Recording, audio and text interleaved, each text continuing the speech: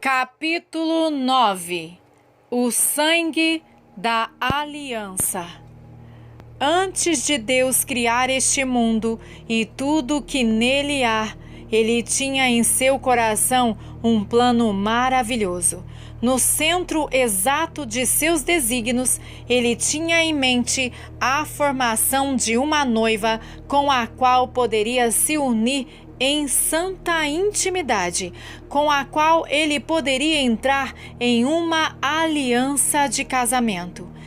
Entretanto, em sua grande sabedoria, ele sabia que isto só poderia se realizar com grande dificuldade. Esta mulher celestial de seu desejo só poderia chegar à perfeição necessária para entrar nesta união matrimonial através de grandes dificuldades e tribulação. Nós compreendemos este fato porque o Cordeiro de Deus foi morto desde a fundação do mundo. Apocalipse 13, versículo 8. Assim Deus sabia e compreendia a queda e a redenção do homem, mesmo antes dele haver começado suas maravilhosas obras.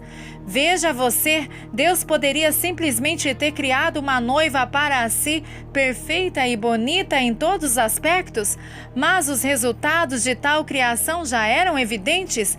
Nosso Senhor já havia feito um ser extremamente poderoso e bonito, alguém que era imaculado em todos os aspectos. É do anjo Lúcifer que estamos falando aqui. Entretanto, este ser perfeito nunca havia conhecido o pecado. Assim, com o passar do tempo, ele começou a pensar, sonhar e imaginar como poderia ser tão grande quanto Deus.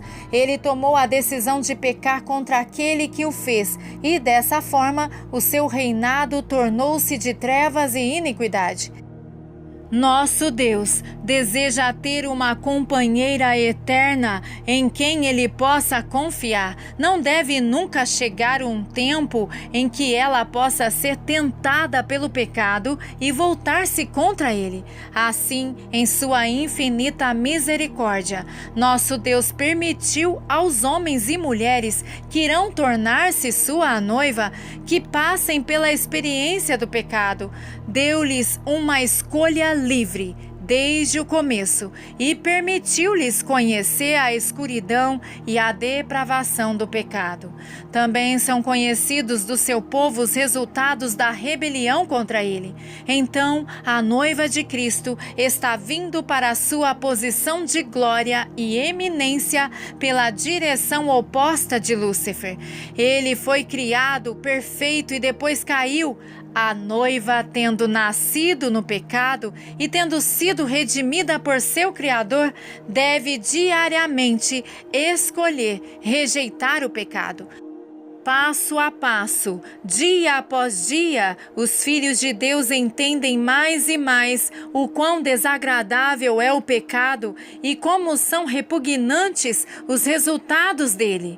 Deste modo, a noiva de Cristo provou a rebeldia e escolheu a completa submissão a ele.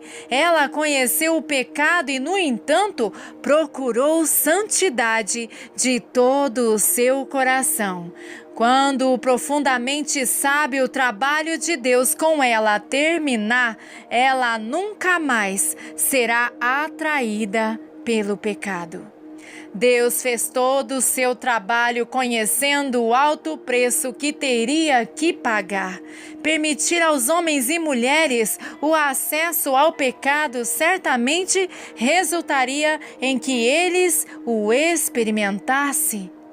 Portanto, isto iria provocar não só o grande sofrimento deles, mas também a necessidade da morte de seu próprio filho. conseguir a noiva, a eterna companheira que ele desejava, requeria que ele pagasse o preço mais alto. O que era mais precioso para ele teria que ser sacrificado, seu sangue derramado no chão, para que os supremos propósitos pudessem ser cumpridos. O contrato de casamento teve o mais alto custo possível, o sangue da aliança. No jardim do Éden, pouco depois do pecado de Adão e Eva, Deus veio visitá-los. Ele viu e sabia tudo o que eles tinham feito. Haviam desobedecido e se rebelado contra ele. A nudez estava exposta. Ali o Criador começou a ensiná-los sobre o preço do pecado. Ele começou revelando o grande custo requerido para resolver o problema. Para cobrir aquela nudez, Deus teve que matar uma criatura inocente, possivelmente um cordeiro, e fazer roupas para eles. O sangue derramado de um inocente cobriu o resultado do pecado deles, a nudez. Não há dúvida que essa ação foi repugnante para Deus. Ele não desejava matar coisa alguma, especialmente uma daquelas novas criaturas que fizera. Deus não tem prazer em assassinato e morte, mesmo na morte dos perversos. Ezequiel 33:1. Entretanto, a situação pedia uma morte. Sua lição era clara para Adão e Eva: o pecado só podia ser coberto pela morte. Não há dúvida de que esta ação de Deus deve ter sido extremamente assustadora para Adão e Eva. Até aquele momento não existia a morte. Nenhum animal tinha morrido antes. Todos os animais eram seus amigos, conheciam todos eles e provavelmente estiveram cuidando deles no jardim. Possivelmente, eles tinham até dado nomes a estes animais. Aquele pequeno animal felpudo não havia feito nada errado. Entretanto, por causa da rebeldia deles, sua morte havia sido necessária. Esta ação deve ter causado um impacto profundo no primeiro casal do mundo. Eles começaram a entender o preço do pecado. Mais tarde, quando Deus deu a lei a Moisés, esta mesma necessidade foi expressa. Frutas e vegetais não eram aceitos para a expiação do pecado. Somente pela oferta do sangue de uma criatura pura e inocente, o pecado poderia ser expiado. O Velho Testamento está cheio de ordenanças e admoestações referentes à necessidade desta oferta. Como todos nós sabemos, o cumprimento desta severa exigência do Altíssimo foi a oferta do seu próprio e precioso Filho. Jesus Cristo veio à terra para morrer por nós. Ele morreu em nosso lugar, derramando o seu sangue para que a justa exigência de Deus pudesse ser satisfeita. Sem dúvida, se o sacrifício de um animal era precioso aos olhos de Deus, o sangue do próprio Filho de Deus é indescritivelmente mais precioso. O valor de tal sacrifício para Deus está além de nossa compreensão. Para nós que somos pecadores, esta oferta é também do mais supremo valor. O preço que foi pago foi alto bastante para purificar e perdoar o mais honrendo pecador. Não há ninguém na terra que não possa ser perdoado. Não há pecador cujas obras sejam tão terríveis que o sangue de Jesus não possa limpá-los. Que coisa gloriosa! Nós que nos rebelamos contra Deus e pecamos contra Ele das mais terríveis maneiras, podemos ser limpos pelo sangue de Jesus. Não pode haver dúvida sobre esta preciosa verdade. Portanto, vamos juntos tomar um tempo para examinar cuidadosamente a palavra de Deus, a fim de descobrir qual é realmente a verdade de Deus. Subtítulo: A convicção do pecado.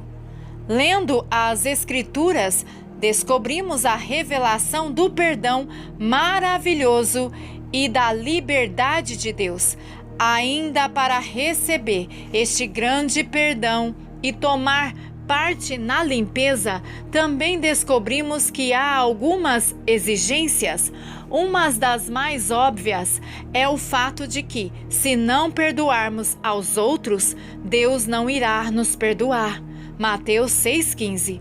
Aqui na Bíblia há uma afirmação clara de que há pelo menos uma condição que precisamos preencher para receber o perdão de Deus, isto é, perdoar os outros. Todos os nossos pecados passados, presentes e futuros certamente podem ser perdoados, mas seguramente não o serão a menos que satisfaçamos as ordens de Deus. Uma outra exigência que vem à mente é a necessidade do pecador ser convencido do pecado. Jesus afirmou: quando Ele, o Consolador, vier, convencerá o mundo do pecado, da justiça e do juízo. João 16:8.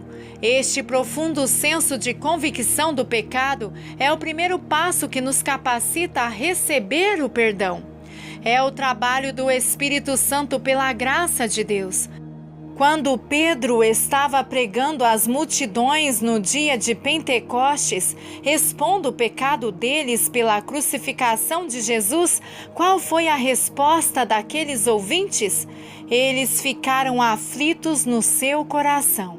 Atos 2:37. Eles foram convencidos, subitamente perceberam a profundidade de sua perversidade. Sem esta profunda convicção de pecado, não poderiam ter sido preparados para receber perdão.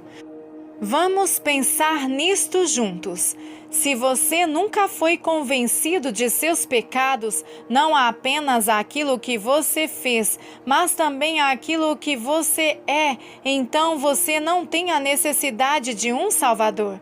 Se você não imaginou profunda e completamente à luz de Deus que você é pecador em seu coração, então não pode pensar que você merece morrer. E se você não merece morrer, então é óbvio, não precisa de alguém que morra em seu lugar. Se você não se considera merecedor da sentença de morte, então não precisa de um substituto para tomar o seu lugar nesta execução. Portanto, você não pode verdadeiramente ser perdoado. O sangue de Jesus não é tinta, ele fala da morte de alguém. Este alguém morreu por aqueles que compreendem as tendências más de sua própria vida e natureza. Eles estão convictos de seus pecados, estão profundamente arrependidos e acreditam que quem ou o que eles são não merece viver. Entretanto, estão prontos a receber o sangue de alguém que morreu por eles. Nesta posição, eles podem receber o completo perdão. Subtítulo: Segurança do perdão. Falando desta segurança de salvação e perdão, a igreja não tem o direito de tentar assegurar tal coisa a quem quer que seja. Este é o trabalho de Deus. Em nenhum lugar da Bíblia foi dado à igreja o trabalho de assegurar às pessoas que elas estão bem com Deus. O trabalho da igreja é trazer homens e mulheres para Cristo. Seu trabalho é revelar Jesus de uma forma poderosa, através da pregação e do testemunho de que as pessoas podem vê-lo e encontrá-lo. É o trabalho de Jesus perdoar o pecador e dar-lhe a certeza de que foi perdoado.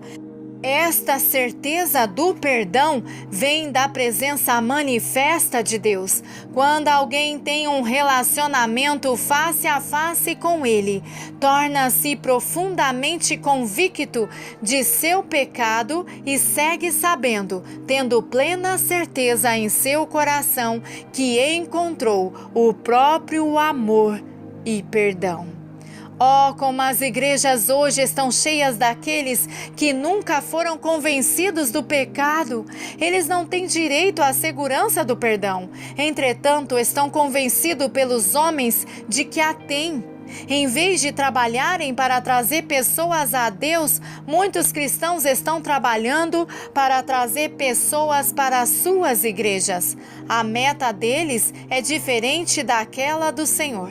O objetivo deles é encher seus edifícios e multiplicar o número de membros. Eles trabalham para fazer as pessoas se sentirem confortáveis e bem-vindas. Às vezes, eles até lutarão contra qualquer pregação que possa fazer alguém se sentir preocupado ou desconfortável. E assim, eles tomam o lugar de Deus. Eles oferecem um perdão fácil para alguém que concorde com eles e se una a eles. Este é um trabalho impiedoso. O pensamento de Deus, por outro lado, é completamente diferente. É trazer homens e mulheres à convicção do pecado. Este é o trabalho do Espírito Santo claramente afirmado. João 16:8. Os pecadores precisam se sentir desconfortáveis. Quanto mais desconfortável, melhor. Todos os grandes avivamentos da história da igreja foram caracterizados por uma coisa: uma profunda convicção do pecado da parte dos descrentes. É correto para os ímpios estar profundamente convictos disso? É bom para eles se angustiarem sobre sua condição pecadora? Uma tristeza profunda é um sinal maravilhoso da obra do Espírito Santo de Deus. Quando encontramos pecadores neste estado, não devemos trabalhar rapidamente para aliviá-los deste peso. Nosso trabalho, nosso único trabalho é apontá-los continuamente para o Salvador, até que eles mesmos façam negócio com Ele, até que saibam por eles mesmos que foram perdoados e aceitos. Isto resultará em conversão verdadeira e duradoura. Um outro passo necessário para receber o perdão é o arrependimento. Uma profunda convicção do pecado resulta em arrependimento da parte do pecador. Quando a multidão foi convencida ou comovida em seus corações através da pregação de Pedro, eles imediatamente gritaram: "O que devemos fazer?" A resposta de Pedro a isto foi: arrependei-vos e sejam batizados. Você vê, arrependimento é o resultado necessário de uma profunda convicção de pecado. Arrependimento significa, literalmente na língua grega, ter uma mudança da mente.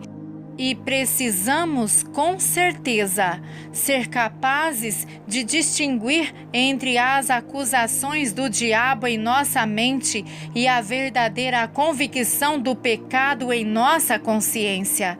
É verdade que o diabo pode nos condenar e o faz. Entretanto, se estivermos genuinamente convencidos e arrependidos diante de Deus pelo Espírito Santo, então, somente então, temos a armadura necessária para resistir a tais acusações.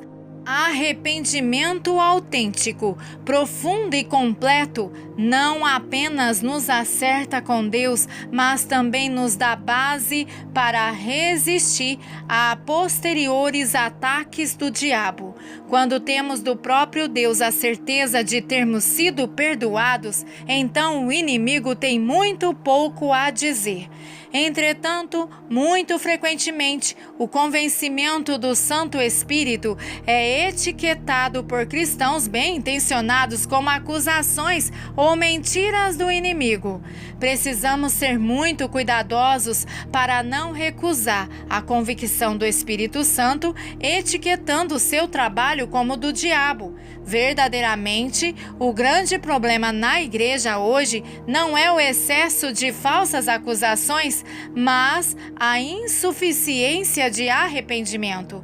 As verdades que estivemos investigando aqui neste texto aplicam-se a crentes tanto quanto a descrentes.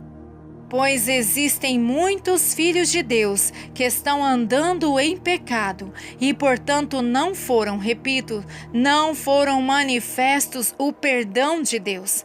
Receber a vida eterna na verdade requer uma convicção inicial, confissão e arrependimento. Entretanto, a necessidade de perdão não acaba aqui. Assumindo que alguém tenha realmente nascido na família de Deus, ainda permanece a necessidade de um arrependimento contínuo. Subtítulo: Andando na Luz. Arrependimento para o cristão não é meramente uma ocorrência única, mas uma experiência diária, cada vez mais profunda. Quanto mais crescemos espiritualmente e mais próximos caminhamos com a luz do mundo, mais profundamente sentimos nosso estado pecaminoso. Quando eu era um cristão novo, pensava algo assim: depois dos 20 ou 30 anos caminhando com o Senhor, vou ser realmente santo. Mas a minha experiência depois de mais do que 37 anos é: verdadeiramente necessito do perdão de Deus, diariamente. Desta posição, sei que sou constantemente perdoado e limpo. Glória a Deus! Quando confessamos nossos pecados, Ele faz duas coisas. Não apenas nos perdoa por aquilo que fizemos, mas nos limpa daquilo que somos. 1 João, capítulo 1, versículo 9. E em 1 João capítulo 1, versículo 7, está claro que o perdão não é apenas uma coisa de um tempo só, é uma experiência contínua para cada cristão verdadeiro. João nos ensina que, se porém andarmos na luz, como Ele está à luz, o sangue de Jesus, seu Filho, nos purifica de todo o pecado.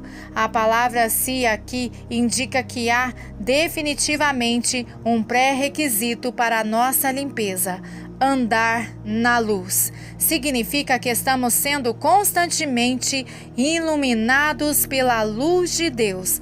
Nós estamos vivendo em Sua presença a cada dia. Assim, pela expressão de Sua face, cada pensamento, atitude ou ação nossa é revelado a nós como realmente é. Se e quando pecarmos, então poderemos nos arrepender novamente e experimentar o maravilhoso perdão e a purificação que são gratuitamente dados a nós em Cristo. Para um cristão viver em perdão, precisa andar na presença de Deus, respondendo continuamente a toda a convicção de pecado quando ela ocorrer, pelo Espírito Santo, dado a nós. Amém.